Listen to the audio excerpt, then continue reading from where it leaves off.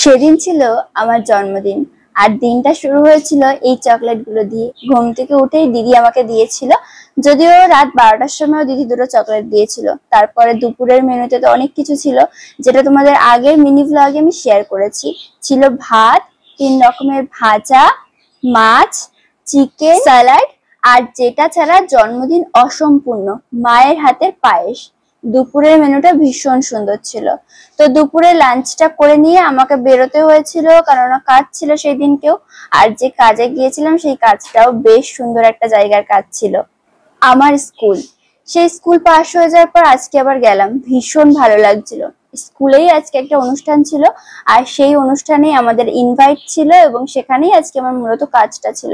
অনেকদিন পর স্কুলটাতে গিয়ে না ভীষণ ভালো লাগছিল। এই স্টেজটাতে যে কতবার উঠেছি সেই সব মেমোরি গুলো খুব মনে পড়ছিল।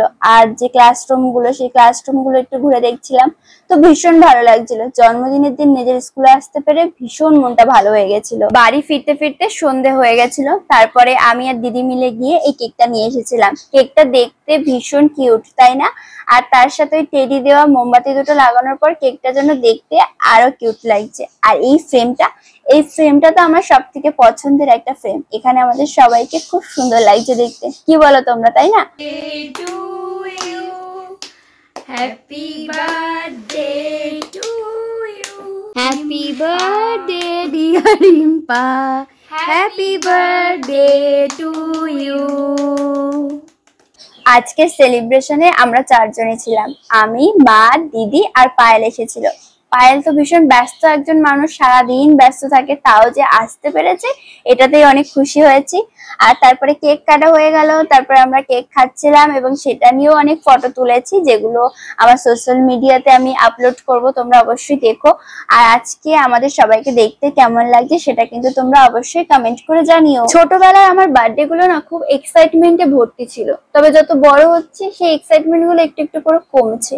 তবে ছোটবেলায় মা আর দিদির কাছে ঠিক যতটা আদর পেতাম, এত বড় হয়ে যাওয়ার পরেও এখনো কিন্তু সেম আদরটাই পাই, আর এটাই যথেষ্ট। আর এইদিকে এই স্প্রেটা দেখো, এটা না আমি প্রথমবার দেখলাম, একদম সুতোর মতো দেওয়া হচ্ছে আর মাকড়সার জালের মতো আমাদের উপর পড়েছে, বেশ মজাদায়ক কিন্তু এটা। আর নতুনত্ব এই জিনিসটা আমাদের কিন্তু ভীষণ ভালো লেগেছে।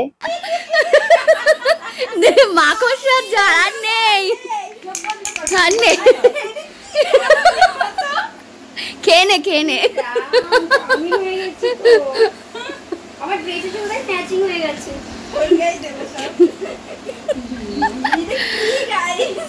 চাউমিন খেয়ে নাও, তাও তো ভালো। Phone two